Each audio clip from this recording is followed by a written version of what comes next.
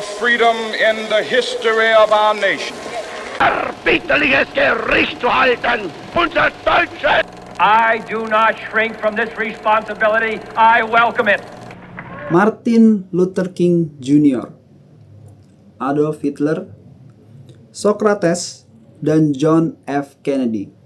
Menurut lu di antara 4 orang yang gua sebut ini, apa persamaan di antara mereka? Iya, sama-sama udah meninggal. Gue juga tahu kalau itu. Maksudnya adalah 4 orang tadi dianggap sebagai public speaker terbaik sepanjang masa. Dan di segmen kedua podcast Asal Ngomong kali ini, bareng gue, Tejo, kita akan bahas bagaimana caranya agar bisa menjadi seorang public speaker yang baik. Dan ngomongin soal berbicara. Ya, berbicara ini sebenarnya adalah hal yang lumrah ya bagi semua orang. Semua orang itu bisa berbicara. Akan tapi nggak semua orang itu bisa ngomong, bisa berbicara, dan didengar oleh lawan bicaranya.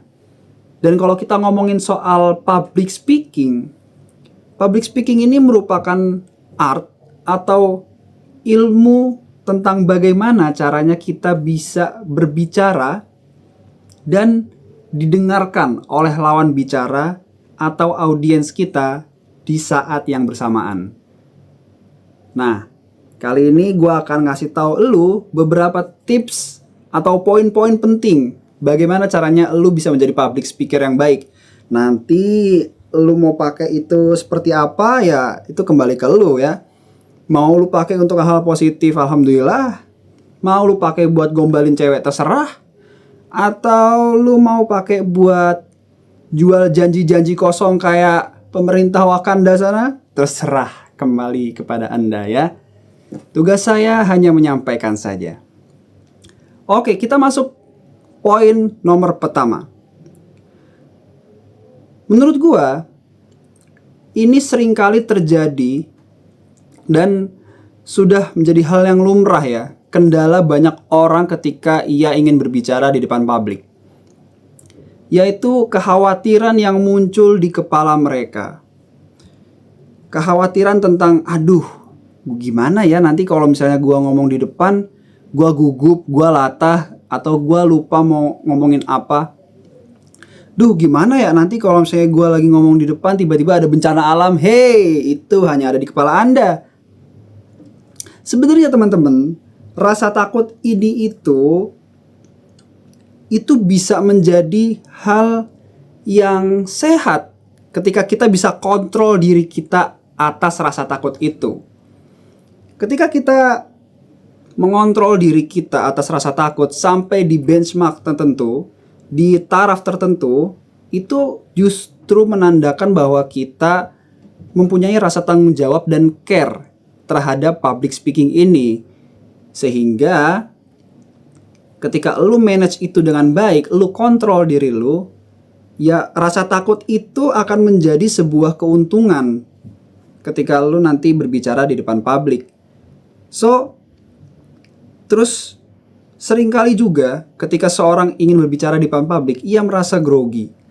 Grogi itu macam-macam ya, ada yang mungkin mules atau tiba-tiba mual gitu kan.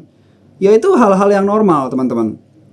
Ya lu tinggal ke belakang, kamar mandi, beres-beres, bersih-bersih sebentar ya. Kecuali kalau misalnya di toilet sampai sejam, hey Anda muntaber itu Anda harus ke dokter dong. Jadi perlu diingat bahwa rasa takut itu merupakan hal yang lumrah. So jangan dihilangkan rasa takutnya, akan tapi lu manage. Lu kontrol diri lu untuk sampai rasa takut itu ada di titik tertentu sehingga itu menjadi benefit bagi diri lu. Dan bagaimana caranya lu bisa meminimalisir rasa takut tadi? Kita masuk ke poin kedua, yaitu persiapan. Ya lu gak mungkin dong bisa pede akan tapi lu gak pernah persiapan. Sedangkan lu siapa? Anggap kita ini semua adalah orang-orang yang amatir gitu, ngomong di depan publik. Ya otomatis kita harus persiapan dulu dong. Kayak video ini gak mungkin gue cuma sekali tag gitu loh. Karena gue juga masih amatir. ngomong gue masih ada yang belibet gitu kan. So gue latihan terus. Kita latihan terus, gladi kotor gitu kan. Baru kalau kita udah pede, rasa takut kita mulai kurang, kerangka berpikir kita sudah mulai ada, baru kita take videonya, baru kita ngomong di depan publik. Kayak gitu. Lalu poin yang selanjutnya adalah lu semua ketika ingin berbicara di depan publik, yang harus lu perhatikan dan tahu adalah dengan siapa lu berbicara. Perhatikan lawan bicara Anda itu siapa gitu loh. Nggak mungkin dong Anda berbicara kepada petani desa sana dengan bahasa Jaksel. Hehe, muka Anda dicangkul nanti. Jangan dong.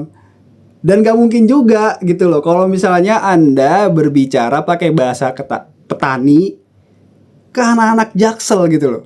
Ya kan gak masuk jadinya. Karena setiap orang itu punya bahasa yang paling dekat dengan diri mereka sendiri gitu. Nah, fungsinya apa ketika kita mengetahui lawan bicara kita itu siapa gitu ya? Kita jadi harus bisa make istilah-istilah yang memang familiar dengan diri mereka gitu. Nggak usah lah kita tergoda pakai kosakata yang terlalu tinggi, terlalu akademis, terlalu canggih gitu ya. Ya karena kita menyesuaikan aja. Kalau memang kita ada di forum akademis, ya kita pakai bahasa-bahasa tinggi yang akademis seperti itu. Tapi kalau misalnya lu cuma ngomong di depan publik dan lawan bicara audiens lu itu adalah mahasiswa, ya sudah, pakai bahasa-bahasa yang santai aja gitu loh. Nggak usah pakai acap kali dewasa. Muka Anda ditimpuk sama mahasiswa itu, pusing kita yang denger juga gitu kan. Jadi pakailah bahasa yang memang familiar dengan lawan bicara Anda. Pakai istilah-istilah itu yang dekat dengan mereka sehingga mereka tuh juga paham gitu. Mereka juga nangkep apa yang lo omongin. Dan setelah kita bisa mengontrol diri kita atas rasa takut, persiapan dengan matang, dan juga memperhatikan siapa audiens kita, dan yang terakhir ya udah, jadi aja diri lu sendiri gitu. Seringkali ya manusia ini akan lebih engage, akan lebih dapat bondingnya ketika ia berbicara dengan manusia yang lain. Gue kasih contoh kayak gini. Lu kan pasti pernah denger ya suara-suara AI atau suara-suara robot gitu. Coba lu bandingin ketika lu ngobrol dengan mereka, robot, AI, mesin, dan lu ngobrol dengan manusia. Enakan ngobrol sama siapa? Udah pasti ngobrol sama manusia. So jadi diri sendiri aja gitu. Jadi otentik. Ketika lu menjadi diri sendiri, si audiens itu akan membeli personality lu gitu loh. Nah, terus berusahalah untuk bersikap natural. Kita harus bisa mengadres bagaimana situasi yang dinamis ketika kita sedang berbicara di depan publik. Ya, kalau misalnya ada suara-suara berisik atau ada ya kendaraan lewat seperti itu, ya kita harus pahami bahwa itu memang ada dan kita diam dulu aja. Misalnya kita lagi bicara depan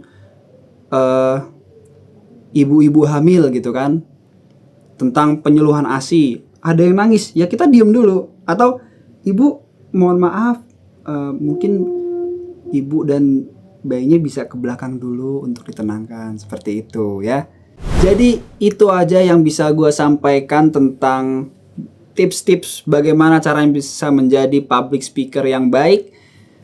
Jangan lupa subscribe podcast Asal Ngomong ya. Di Instagram juga ada, di follow. Di YouTube juga ada, di subscribe. Jangan lupa. Thank you dan see you on next video. Bye-bye.